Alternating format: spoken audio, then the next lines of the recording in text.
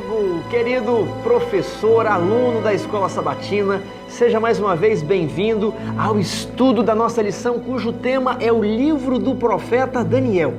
E hoje chegamos ao estudo de número 4, que tem por título Da Fornalha ao Palácio. A lição 4 irá abordar o capítulo 3 de Daniel. Antes, porém, de entrarmos no assunto propriamente dito, eu gostaria de mencionar os ganhadores do sorteio que fizemos há 2 semanas atrás, ali na lição de número 2. Nós mencionamos o livro Na Presença do Eterno, que é de autoria do pastor Sérgio Monteiro, um estudo sobre o alimento carne na Bíblia. Ele analisa todos os todos os textos que falam sobre carne. E nós também temos aqui o livro Os Restauradores, de autoria do pastor Giri Moscala. Ele foi o autor da lição anterior, a lição sobre Esdras e Neemias. Isso aqui é uma cortesia do nosso amigo Felipe Trevisol, apoiador do canal.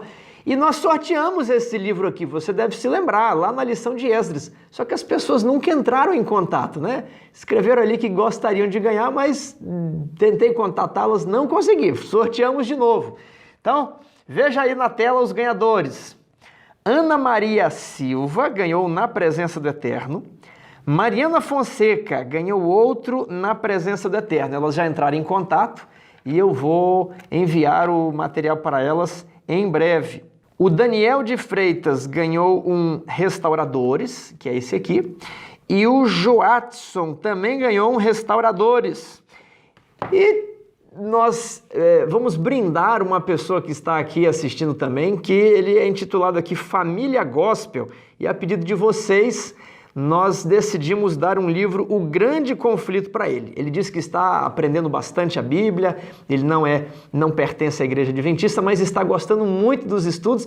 Então, Família Gospel, por favor, me passe o seu contato, o seu endereço, para que eu possa lhe enviar um presente, um livro, O Grande Conflito.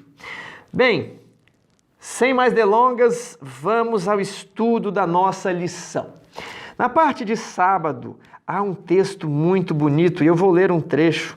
E a lição está falando de pessoas que, e aí eu leio o trecho, têm que tornar manifesto que o Senhor é o único objeto de sua honra e culto e que consideração alguma, nem mesmo a preservação da vida, os pode induzir a fazer a menor concessão à idolatria.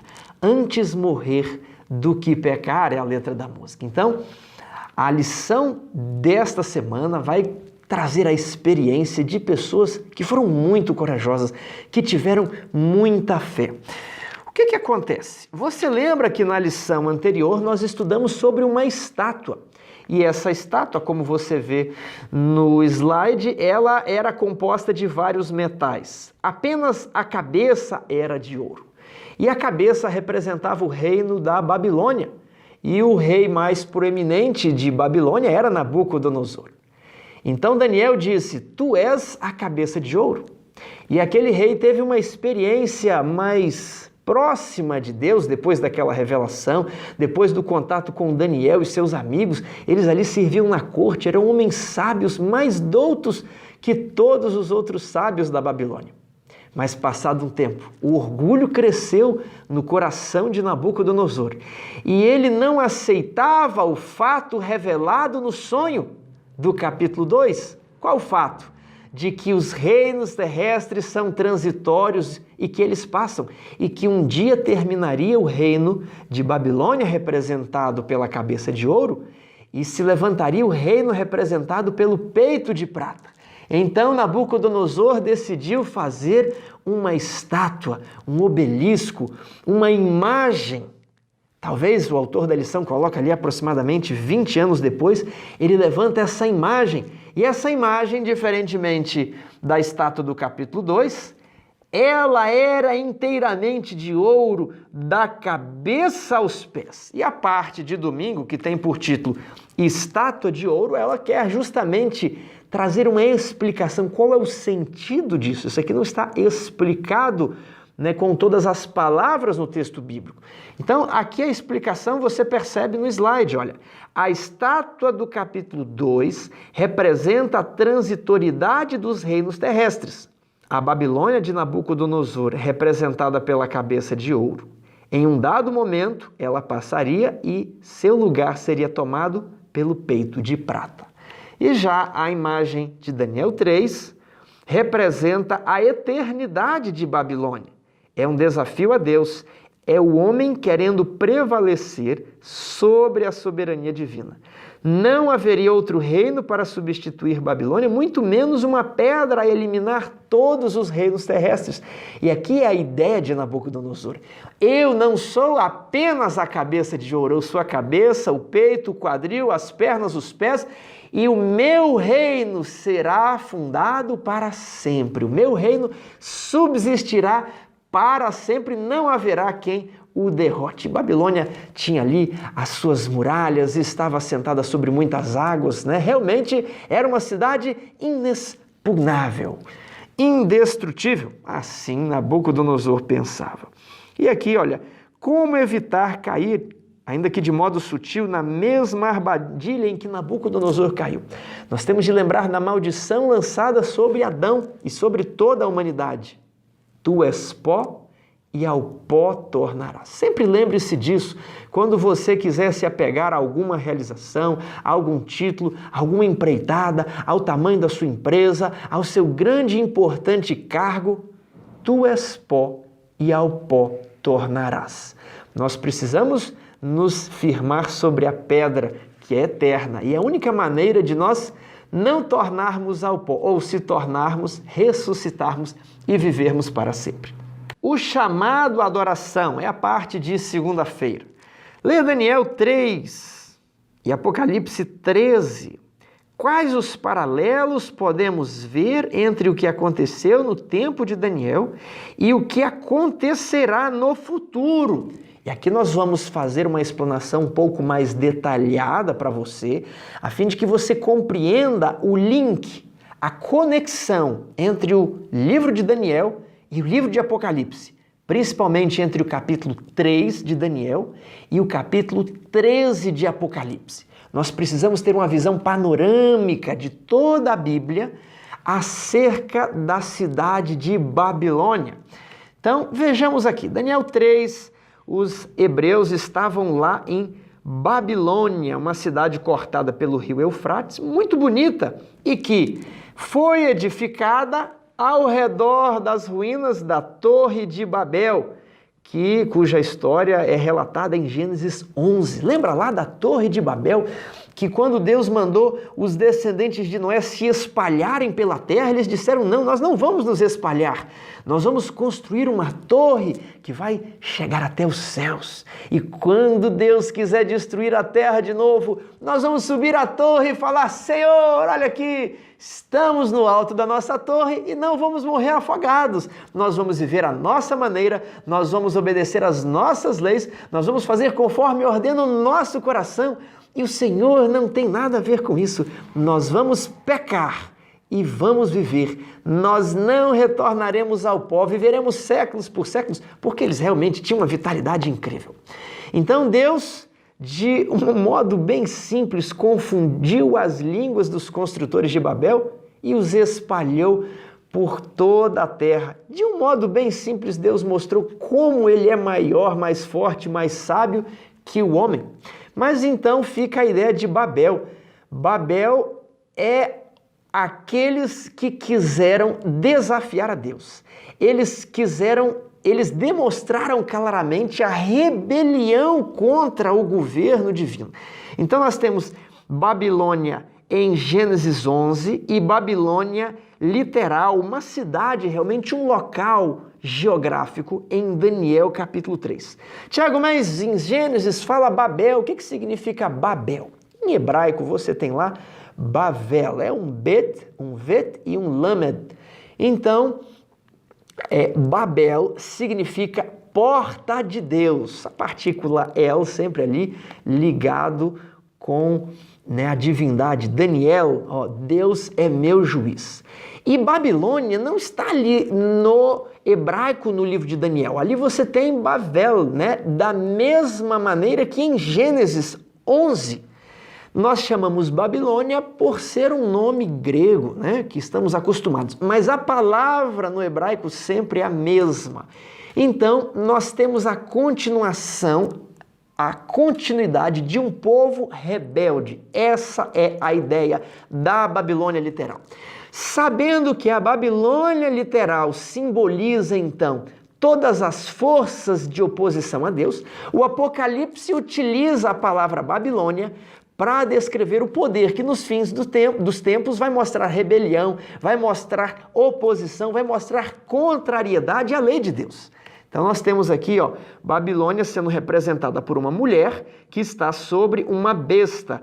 Isso tudo é relatado em Apocalipse 17. Enxergou então a Babilônia desde o Gênesis até ao Apocalipse. Babel é a mesma palavra, é a mesma entidade. Babel, aquele que está em rebelião contra o céu. E em Gênesis e Daniel ela é literal. Em Apocalipse ela é simbólica. Portanto, a compreensão da Babilônia literal lança luz sobre a Babilônia espiritual relatada em Apocalipse.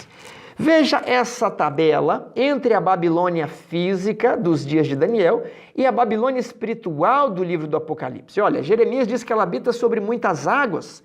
João diz que ela está sentada sobre muitas águas, a literal sobre o rio Eufrates e a espiritual também sobre o rio Eufrates, que vai se secar, assim como o rio Eufrates da Babilônia literal secou quando Ciro invadiu aquela cidade. Jeremias diz que ela é um copo de ouro na mão do Senhor. João diz que ela tem na mão um cálice de ouro e esse cálice tonteia, tanto em Jeremias quanto em Apocalipse. Jeremias diz que repentinamente Babilônia caiu e João diz que caiu a grande Babilônia. Isaías diz, eu serei senhora para sempre, não ficarei viúva. E João diz, estou sentada como rainha, viúva não sou, pranto nunca hei de vir. Quem fala isso é Babilônia. Jeremias diz, saí do meio dela, ó povo meu. Apocalipse, retirai-vos dela, povo meu. Então nós vemos que os amigos de Daniel se mantiveram apartados dos costumes de Babilônia, da adoração babilônica. Olha, a porta de Deus, isso tem a ver com adoração, já a ideia do nome, entendeu? Eles se mantiveram afastados e o povo de Deus no tempo do fim também deve se afastar de Babilônia, mas ela, eu serei senhora para sempre, viúva não ficarei. Era a ideia de Nabucodonosor, olha, eu persistirei para sempre, eu serei toda a estátua de ouro e não só a cabeça. Em João, ela, nos últimos tempos, ela tem a mesma ideia de Nabucodonosor, né? Viúva não sou, pranto nunca hei de ver. Qual a sentença pronunciada em Jeremias? Como uma pedra será afundada, e em Apocalipse, a Babilônia espiritual, como uma pedra será arrojada nas águas. Então, quando entendemos o que se passou com a Babilônia literal, entendemos um pouco mais do que acontecerá com a Babilônia espiritual. A Babilônia literal lança luz sobre a interpretação do livro de Apocalipse. Agora veja isso aqui. Apocalipse fala sobre a areia do mar, ali no capítulo 2. No capítulo 13 fala sobre as águas e sobre a terra, ok? Então das águas sai uma besta e da terra sai uma outra besta. A besta que saiu do mar, ela é terrível e espantosa, e a besta que saiu da terra, ela tem semelhança de um cordeiro, mas ela fala como um dragão. Cuidado! A Apocalipse 13 também disse que a besta que sai da terra faz até descer fogo do céu. Que lugar da Bíblia você ouviu que desceu fogo do céu? Lá em 1 Reis 18, quando Elias desafia os profetas de Baal e faz um teste sobre quem era o verdadeiro Deus. A ele adorareis, não é? Até quando cocheareis entre dois pensamentos? Se Baal é Deus, serviu. Se o Senhor é Deus, serviu. Então, quando o fogo desceu do céu, o povo se ajoelhou e disse o quê? Só o Senhor é Deus. Mas agora esse poder, que é um cordeiro e fala como um dragão, até fogo descer do céu, ele vai fazer para enganar os adoradores, ok?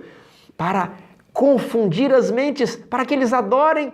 Adorem o quê? Olha só.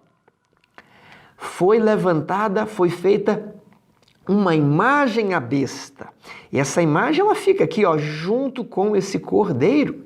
E esse cordeiro, essa ovelha aí, né, que parece como ovelha, mas fala como dragão, ela deu fôlego à imagem da besta, para que não somente a imagem falasse, mas fizesse morrer todos aqueles que não adorassem a imagem da besta e nem tivesse a sua marca na mão nem sobre a testa, ok? Todo um contexto de adoração, muito semelhante ao que estamos vendo aqui em Daniel capítulo 3. E toda a terra, diz a Bíblia, todos os que estão sobre a terra adoraram a besta e a sua imagem. Tiago, todos adoraram? Sim, ali no capítulo 3 diz que toda a terra adorou a besta. Quem está na terra adora a besta. Tiago, mas não sobrou ninguém. Sobrou, mas essas pessoas não estão na terra. O Apocalipse as representa como estando no céu e elas aparecem justo na continuação, no capítulo 14. Olhei e eis que vi sobre o monte Sião o quê? O Cordeiro e os 144 mil, aqueles que seguem o Cordeiro para onde quer que o Cordeiro vá. Eles não adoraram a besta, eles adoraram o Cordeiro e eles recebem o quê? O selo de Deus na sua testa para contrafazer a marca da besta que é dada na testa e na mão. São selos opostos, o selo de Deus e a marca da besta. Tiago, o que é então a marca da besta? Primeiro você tem que entender que quem não receber a marca da besta, a imagem da besta vai tentar matar essa pessoa. Então note bem, você tem a besta do mar, a besta da terra, você tem também a imagem da besta. São três elementos, são três personagens. Mas o que é a marca da besta? Para nós entendermos a marca da besta, temos que entender o que é o selo de Deus. Veja bem, na antiguidade havia um costume de selar as correspondências. Então a pessoa derretia a cera e depois, com um anel de selar, ela imprimia o formato do anel na cera, de modo que a cera reproduzia a identidade do possuidor do anel ou do possuidor do sinete, como você acompanha na imagem. Veja agora um sinete, né? Você vê ali embaixo, é como se fosse um carimbo que, ao ser apertado contra a cera, transmitia a sua forma para a cera e denotava, né, sinal de propriedade. Olha agora um anel de Ezequias, o rei Ezequias da Bíblia. Nós temos outro aqui em situação mais fragmentária e a transcrição foi, né, traduzida para o inglês. Ezequias, filho de Acás, rei de Judá. Olha que interessante. O anel, ele poderia selar uma carta, uma correspondência, de modo que ninguém pudesse abrir, mas ele denotava também sinal de propriedade. Propriedade de quem? Então, no selo era necessário que houvesse a identificação do possuidor do selo. Então, nós temos aqui, ó, quem era o possuidor do selo? Ezequias. Que Ezequias? Ezequias, filho de Acás. Mas quem esse Ezequias era? Olha o cargo dele. Ele era rei. Rei da onde? Rei de Judá. Então, um selo nas Escrituras, no Antigo Testamento, ele tem esses três elementos. O nome, a função e o local onde essa pessoa governa, os limites de sua jurisdição. Agora, vamos entender a oposição entre o selo de Deus e a marca da besta. Em toda a lei do Criador, porque o selo é de Deus, né? Então, em toda a lei de Deus, nós só encontramos os elementos de um selo em um local, no quarto mandamento. O quarto mandamento diz, lembra-te do sábado, não farás nele nenhuma obra. Por quê? Por quê? Por que para se lembrar do sábado? É porque Deus deu a lei a Moisés? É porque, né, havia alguma festa cerimonial no sábado? Não. Por quê? Porque em 6 dias criou Deus o céu e a terra. Olha, quem? Em 6 dias criou Deus. Olha, ele é o Criador, então. Ele é o autor de tudo. Ele possui o poder, ele tem autoridade, porque ele é o autor. A autoridade vem de autor. Autor de quê? Do céu e a terra. Criador do céu, a terra e mar e tudo que neles há. Então nós temos aqui o selo no quarto mandamento. Logo que o ponto controvertido da lei de Deus nestes últimos dias é o quarto mandamento. O selo de Deus somente será posto na fronte daqueles que se rendem ao Cordeiro, seguem o Cordeiro para onde ele quer que vá. E o Cordeiro fala, lembra-te do sábado para o santificar. Então, eles rendem a adoração a Deus, eles demonstram o lado que eles estão, eles demonstram quem é o Deus que eles estão servindo, o Criador do céu e da terra, que descansou no sábado. Então, o selo de Deus é o sábado do Senhor teu Deus. Estamos fazendo aqui uma breve explanação do selo de Deus do sábado. Há muitos textos que poderíamos ler, mas para essa explanação isso é o suficiente. Então, se a marca da besta é o oposto do selo de Deus, porque a besta está em oposição a Deus, né? O que é a marca da besta? Veja, o sábado é o 7. O sábado é o número da perfeição. O 7 é o dia que Deus descansou. Agora, o 6, ele é uma tentativa de chegar ao 7, como se fosse uma dízima periódica, mas que nunca chega até o 7. É o que Satanás quer fazer para ser adorado.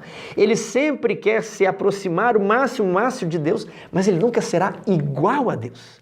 Então ele é sempre um 6, nunca um 7.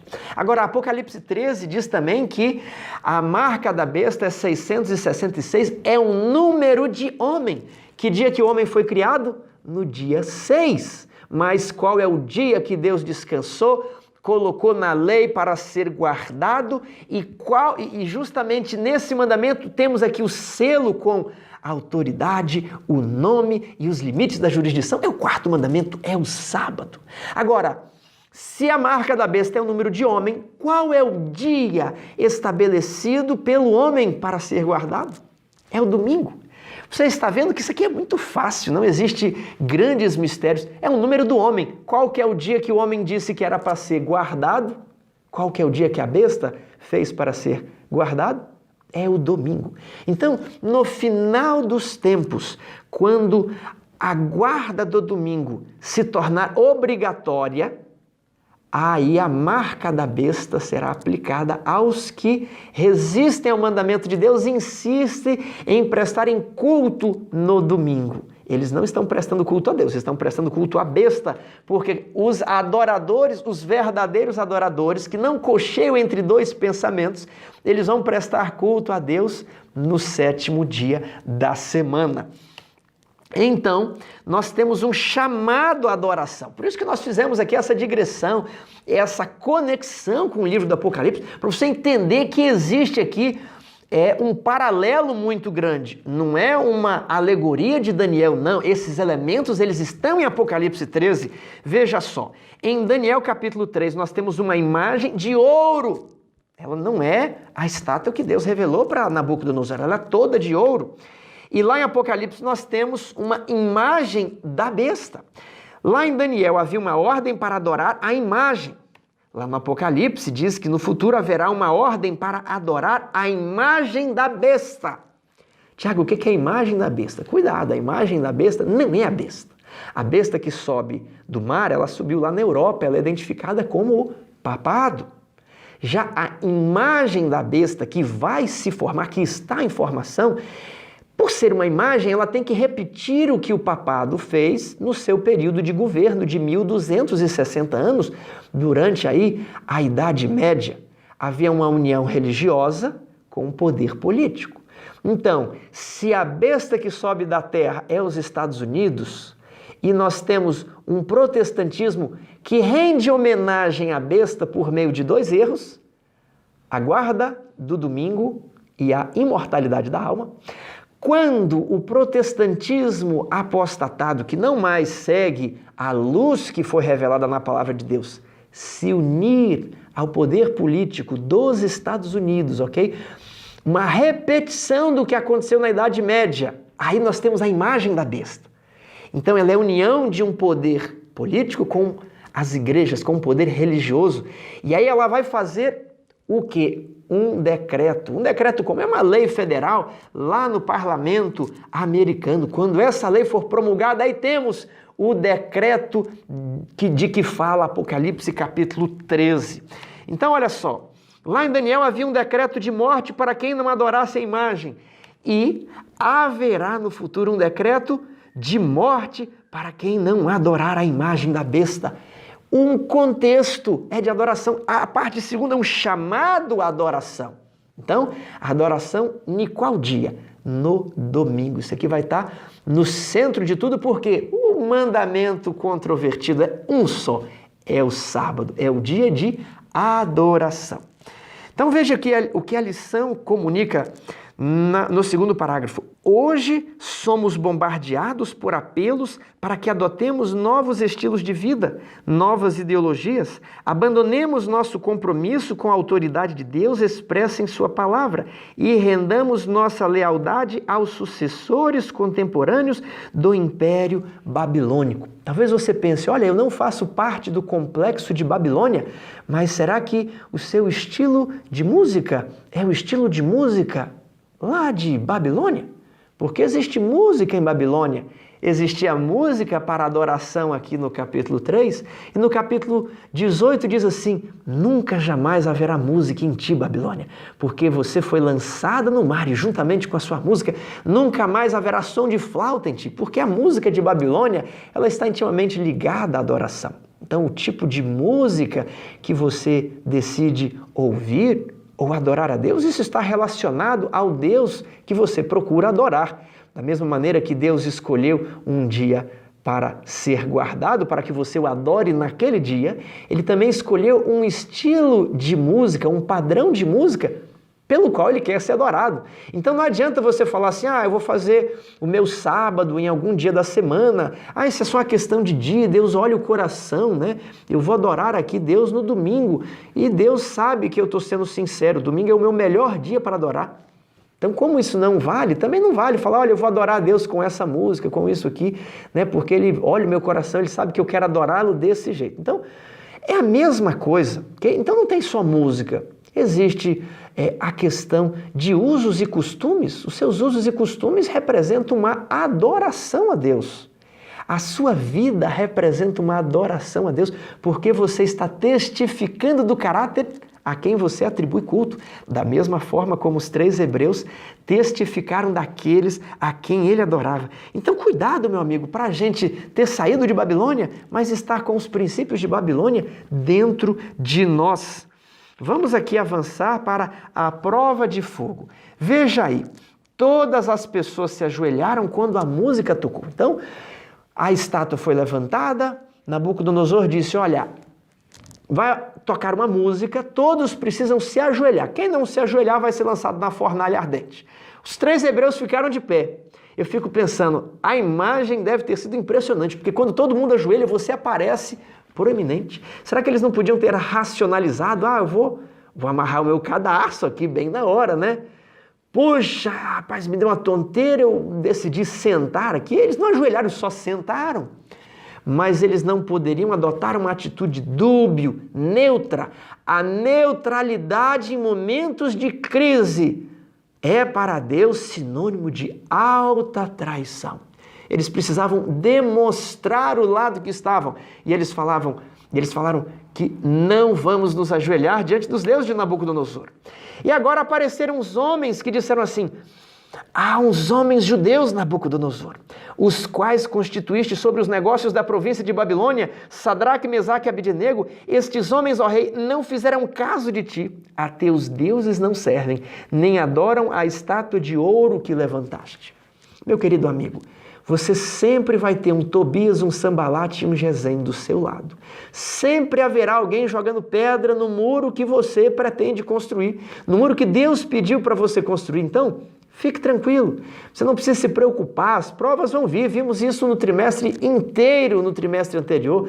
Você precisa dizer igual Neemias, estou fazendo uma grande obra, Deus me incumbiu dessa missão, eu não posso parar para ficar discutindo, para ficar entrando em debates, em falatórios, em palavrórios.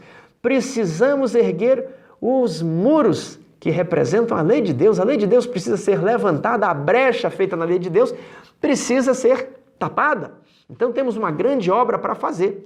E os judeus que estavam ali reparando as brechas no cativeiro, eles tinham ali o seu Sambalate, o seu Tobias, que chegaram querendo dizer que estavam do lado de Nabucodonosor, mas na verdade o que eles queriam é só causar intriga. Eles não estavam preocupados com Nabucodonosor, mas eles colocam a situação como para afagar o ego de Nabucodonosor. Não fizeram caso de ti, a teus deuses não servem, nem adoram a estátua de ouro que levantaste. Olha que grande pecado. Nabucodonosor mandou chamá-los, ameaçou de lançá-los na fornalha ardente, mas falou, eu vou dar uma segunda chance para vocês. Por que ele deu uma segunda chance para aqueles rapazes? Porque ele já conhecia o caráter deles, ele sabia que eles eram mais doutos, mais sábios, ele sabia que alguma coisa eles tinham de diferente, por isso ele não os exterminou logo. Mas olha o que eles disseram, quando Nabucodonosor pergunta, e quem é que há de livrá-los das minhas mãos? Eles disseram assim,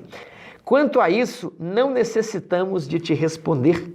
Se o nosso Deus, a quem servimos, quer livrar-nos, ele nos livrará da fornalha de fogo ardente e das tuas mãos, ó rei. Se não, fica sabendo, ó rei, que não serviremos a teus deuses, nem adoraremos a imagem de ouro que levantastes. Pode nos matar. Se Deus quiser nos livrar, ele nos livrará. Não temos garantia disso, mas antes morrer do que pecar. Ok? Veja agora o que acontece. Eles são lançados na fornalha, estava tão quente que os soldados morreram, mas Nabucodonosor vê um quarto homem e ele diz o seguinte, então o rei Nabucodonosor se espantou e se levantou depressa e disse aos seus conselheiros, não lançamos nós 3 homens atados dentro do fogo? Responderam ao rei, é verdade, ó rei. Tornou ele e disse, eu, porém, vejo 4 homens soltos, que andam passeando dentro do fogo sem nenhum dano. E o aspecto do quarto é semelhante a um filho dos deuses. E Nabucodonosor ordena, Sadraque, Mesaque, Abednego, venham para fora. E então aqueles homens saem todos, ficam espantados, e que tremendo testemunho! Testemunho para os pagãos e testemunho para os judeus frouxos, para aqueles que tiveram medo de morrer, para aqueles que preferiram se ajoelhar diante da estátua. Nabucodonosor já havia levado muitas pessoas cativas para a Babilônia. Ele já havia invadido Jerusalém umas 3 vezes, e os cativos foram levados. Talvez havia vários outros judeus, mas apenas os 3 foram corajosos. Que testemunho, que resposta! Mas fica a pergunta, onde estava Daniel? Não sabemos. Então não vamos conjecturar, não vamos imaginar. O texto não diz, o espírito de profecia não diz onde estava Daniel. Agora, como é que Nabucodonosor sabia o aspecto do Filho de Deus? Veja essa incrível declaração, patriarcas e profetas. Como sabia o rei pagão a que era semelhante o Filho de Deus? Os cativos hebreus, que ocupavam posição de confiança em Babilônia, tinham representado a verdade diante dele na vida e no caráter. Quando perguntados pela razão de sua fé, tinham nadado sem hesitação. Clara e singelamente tinham apresentado os princípios da justiça, ensinando assim aos que lhe estavam ao redor a respeito do Deus a quem adoravam. Eles tinham falado de Cristo, o Redentor vindouro, e na aparência do quarto, no meio do fogo, o rei reconheceu o Filho de Deus. Como é então que ele reconheceu o Filho de Deus? Ele havia visto o Filho de Deus na vida daqueles hebreus. E então, quando o Filho de Deus aparece, ele fala, é o Filho de Deus. Que imagem você está passando? É a imagem de ouro que quer se vangloriar, que quer se orgulhar? Ou você está transparecendo a imagem do Filho de Deus? Professores, olha que aplicação bonita para você fazer. No trabalho, qual é a imagem que as pessoas têm de você? Na escola, na igreja, qual a imagem você está passando? As pessoas estão reconhecendo Cristo em você, porque dizemos que Cristo vive em mim. As pessoas estão vendo um pedaço de Cristo em você? Pense nisso. A lição agora termina, já fomos aí o 4º homem. Quinta-feira, o segredo de uma fé vitoriosa, ela coloca aqui como estudo. Hebreus 11 faz a pergunta, qual é o segredo de uma fé tão forte? Vamos ler Hebreus 11. Ora, a fé é a certeza de coisas que se esperam, a convicção de fatos que não se veem. De fato, sem fé é impossível agradar a Deus, porquanto é necessário que aquele que se aproxima de Deus creia que Ele existe e que se torna galardoador dos que o buscam. Meu amigo, não basta crer que Deus existe, você tem que crer que Ele é galardoador e que Ele vai lhe conceder a vitória independentemente do que as circunstâncias dizem, independentemente do que as probabilidades se mostram. Aqueles hebreus poderiam ter sido consumidos, mas foram salvos porque tinham fé em Deus, fé que Deus poderia lhes dar a vitória, fé de que o próprio Deus os ajudaria a permanecer leais. Nós precisamos ter fé de que Deus vai nos ajudar a cumprir toda a lei, a sermos santos no dia de sábado, a recebermos o selo de Deus, a sermos participantes dos 144 mil, em cuja boca não se achou mentira, são puros, sem mancha, não tem mácula. A Bíblia diz que Deus pode nos guardar de praticar o mal. A Bíblia diz que Deus pode nos conservar irrepreensíveis até a volta de Jesus. Mas precisamos ter fé nas suas promessas. Tem pessoas que não acreditam nas promessas de Deus. Essas pessoas, como Abraão, estão rindo na cara de Deus. Elas estão se perguntando: Senhor, não é possível, eu não consigo enxergar, me mostre alguém. Abraão disse assim: como pode uma mulher cujo costume já se interrompeu há anos ter filhos? E Abraão riu na cara de Deus, Sara riu na cara de Deus, mas Deus disse a Abraão: você terá um descendente, porque é Deus que fala. Se eu quero fazer algo, Abraão, eu faço, porque eu posso todas as coisas. E Deus fez. Com 99 anos, com 100 anos, Sara concebeu e deu à luz a Isaque, o filho da promessa. Por isso os filhos de Abraão são chamados os filhos da fé, porque eles creem na promessa que Deus faz. A graça pode todas as coisas e você precisa crer que Deus pode lhe conceder a vitória. Veja, todo o capítulo 11 de Hebreus está falando de pessoas que creram e fizeram, porque ali diz: aqui está a perseverança dos santos, aqueles que guardam os mandamentos de Deus e têm a fé de Jesus, a fé em Jesus. Entenderam? Então, Abraão, pela fé, o que ele fez? Eu vou acreditar que Deus vai me livrar, naturalmente vai acontecer alguma coisa? Não, ele construiu a arca. Pela fé, Abel obteve bom testemunho, porque ele ofereceu a oferta correta. Então, nós temos aqui, pela fé, Abraão oferecendo Isaque, pela fé, Moisés abandonando o Egito, pela fé, os muros de Jericó caindo e tantos outros heróis da fé. E o que direi mais? Certamente me faltará o tempo necessário para referir o que é a respeito de Gideão, de Baraque, de Sansão, de Jefté, de Davi, de Samuel e dos profetas, os quais, por meio da fé, subjugaram reinos, praticaram a justiça, obtiveram promessas, fecharam a boca de leões, uma referência explícita a Daniel na cova dos leões. Esses homens possuíam as mesmas paixões que nós. E eles venceram. Querido irmão, essa lição, ela está querendo dizer que essa promessa pode ser sua. Você pode vencer. Deus pode transformar você. Deus pode mudar os acontecimentos da sua vida e você terá a esperança da salvação, a esperança de receber o selo de Deus, a esperança de encontrar esses heróis no céu. Que coisa maravilhosa! Isso enche o nosso coração, isso arde as minhas veias quando eu falo desse assunto, porque isso é a coisa mais bonita que existe debaixo da terra, o preparo para encontrar com Jesus nas nuvens do céu. É por isso que vivemos e estamos nos preparando para isso. Esses homens extinguiram a violência do fogo, escaparam ao fio da espada, da fraqueza tiraram força, fizeram-se poderosos em guerra, puseram em fuga exércitos de estrangeiros. Não foi fácil.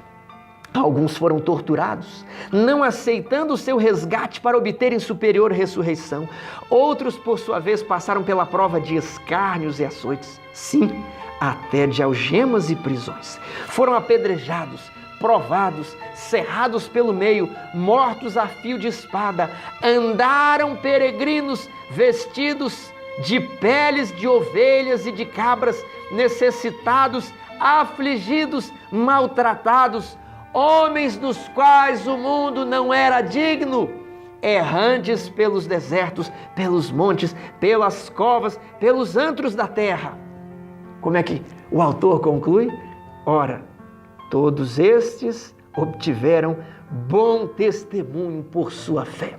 A fé os impulsionou a serem firmes pelo dever, como a bússola ou é o polo, ainda que caiam os céus. E há pessoas assim em nosso tempo, há hebreus em nosso tempo, há Daniels, há Enoques em nosso tempo. Você pode ser um deles, se você pela fé crer nas promessas de Deus e caminhar segundo a providência, abre o caminho para os seus pés. Meu querido amigo, quando nós estudamos o martírio dos primeiros cristãos, nós ficamos impactados, e era por isso que a igreja crescia, porque quando os carcereiros viam aqueles crentes serem devorados pelos leões nas arenas, serem mortos pelos gladiadores, sem pestanejar, sem gritar, sem perder o controle, quando as pessoas viam John Hus sendo consumido pelas chamas, elas se perguntavam o que existe de tão forte na mensagem dessa pessoa que o faz morrer, mas não renunciar.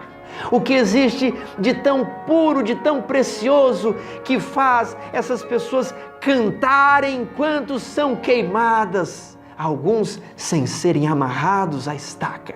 Então aqueles carcereiros que peregrinaram por toda a vida sem encontrar a paz, eles diziam: eu quero essa bênção, eu quero essa paz.